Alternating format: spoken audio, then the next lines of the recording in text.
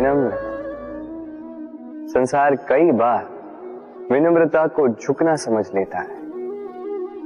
आपने कई बार लोगों को ये कहते हुए सुना होगा कि मैं कभी किसी के समक्ष नहीं झुकता, कभी नहीं झुकता, मैं टूट जाऊंगा किंतु कभी झुकूंगा नहीं। अब देखिए, ये सारी बातें जो है मन में अहंकार भर देती है। अहंकार आपको स्वयं आपके पतन की ओर ले जाता है। समझ जाइए एक महत्वपूर्ण बात, किसी के समक्ष झुकने का अर्थ ये नहीं कि सामने वाला व्यक्ति आपसे अधिक प्रभावशाली बन गया है। इसका अर्थ ये भी नहीं कि आप हार चुके हो या हार मान रहे। समझ जाइए, अधिकतर झुककर वही मिलता है जो आपसे ऊंचे कद पर होता है, उसे उसी प्रकार मिलना पड़ता है। किसी के समक्ष झुकने से, विनम्र रहने से आपका कद छोटा नहीं होता, किंतु हाँ, सामने वाले व्यक्ति के मन में आपके लिए आदर और प्रेम अवश्य बढ़ता है। आपका अस्तित्व विशाल अवश्य होता है। तो चयन आपका है, क्या चुनेंगे, विनम्रता या अहंकार? राधे राधे। चलिए आपको एक बात स्मरण कराता हूं, बात जो आप पहले से ही जानते हैं। कैसी विचित्र बात है ना। देखिए, आप इस संसार में आने से पूर्व भी ये संसार था, आप इस संसार से जब जाएंगे उसके पश्चात भी संसार रहेगा।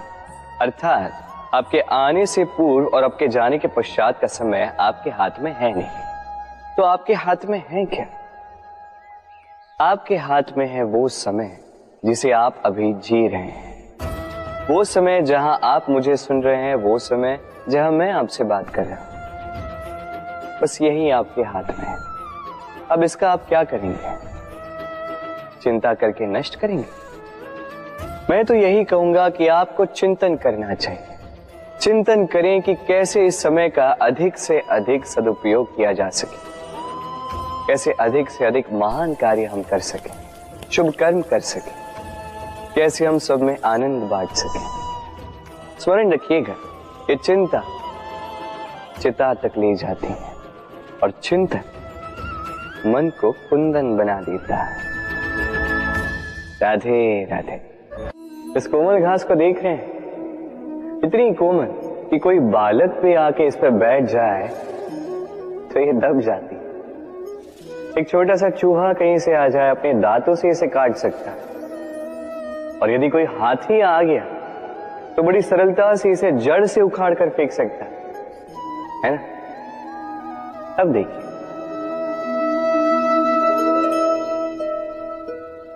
मैंने इसी घास को गूंथ कर एक रस्सी बनाई, और अब वही कोमल घास एक शक्तिशाली बंधन में परिवर्तित हो चुका।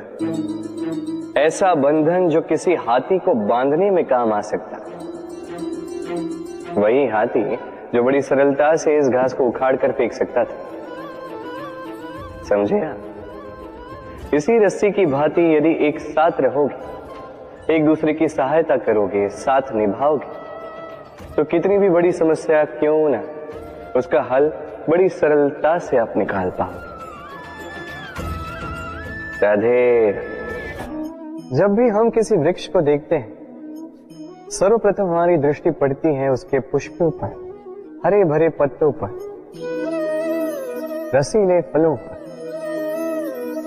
किंतु वो कठोर, वो निस्वार्थ जड़, उससे तो हम कभी आकर्षित होते ही नहीं।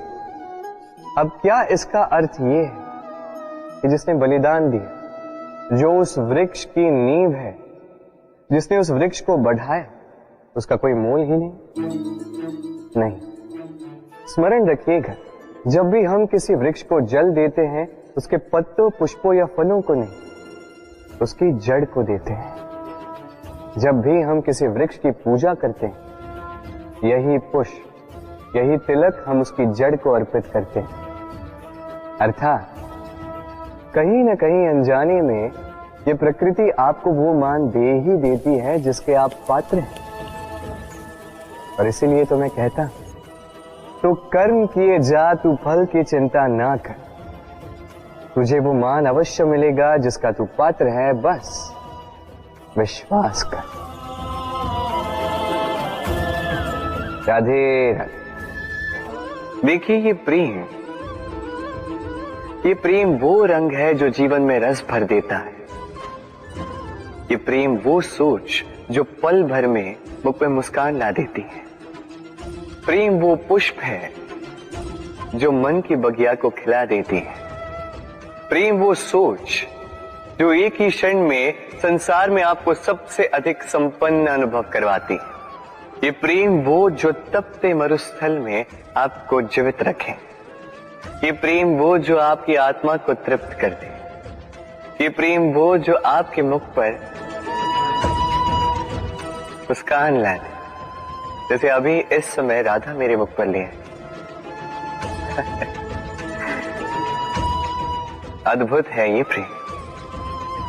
तो आइए इसी प्रेम के साथ कहें राधे राधे। इस तालाब को देख रहे हैं आप? बच्चे, बूढ़े, युवक, किसी से भी मैं पूछ लूं कि ये क्या है तो सबका उत्तर एक ही होगा। उत्तर तब बदलेगा जब प्रश्न ये होगा कि आप इस तालाब के साथ क्या करना चाहें। कोई कहेगा कि मैं यूं ही किनारे पे बैठ के इस जल को स्पर्श करके शीतल वायु का आनंद लेना चाहूंगा। कोई कहेगा मैं इस तालाब में तैरना चाहूंगा। कोई कहेगा मैं एक कागज की नाव बना के इसमें छोड़ना चाहूंगा। कोई कहेगा मैं मछली पकड़कर जीवन यापन करना चाहूंगा, आदि इत्यादि। आपको एक बात बता दूं कि हमारा जीवन भी इसी तालाब की भांति एक समान, किंतु हमें इसके साथ क्या करना है यह निर्णय हमारा है। इस तालाब में आपको मोती भी मिलेंगे, कीचड़ भी मिलेगा। यदि आप मोती पाना चाहते हैं तो आपको उस गहराई तक जाना होगा, उतने प्रयास आपको करने होंगे, तब जाके आप मोती पाओगे। अन्यथा केवल कीचड़ हाथ लगे। किंतु जो मैं सदैव कहता, निर्णय आपका है। राधे राधे।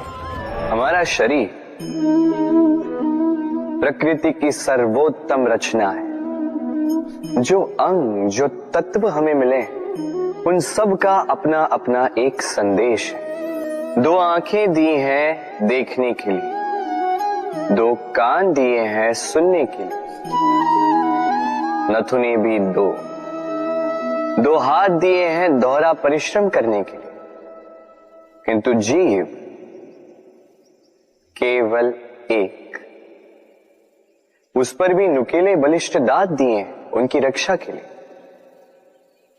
कभी सोचा है क्यों?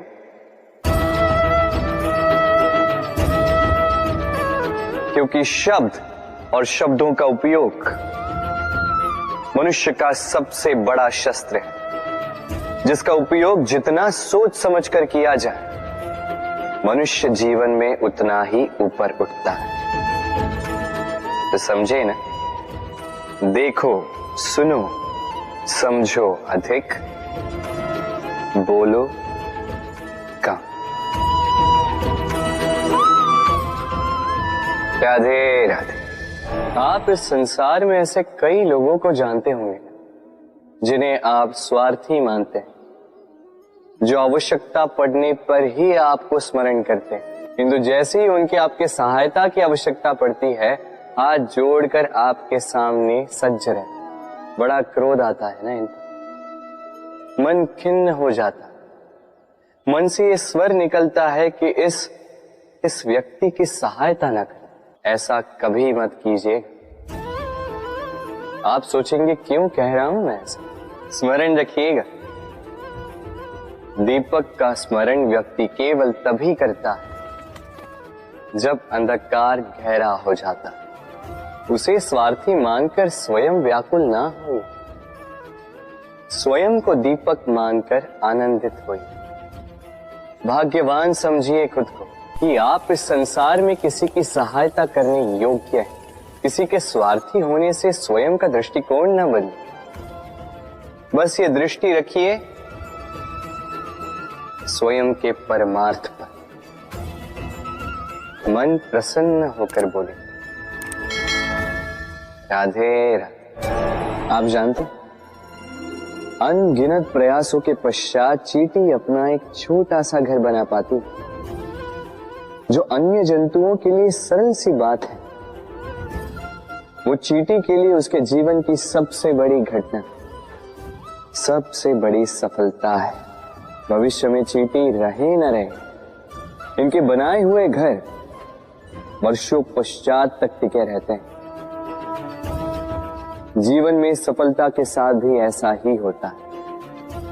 आपको एक दिन में सफलता नहीं मिलती, किंतु यदि आप प्रतिदिन प्रयास करते रहे तो एक दिन आपको सफलता अवश्य मिलेगी। स्मरण रखिएगा, भाग्य के द्वार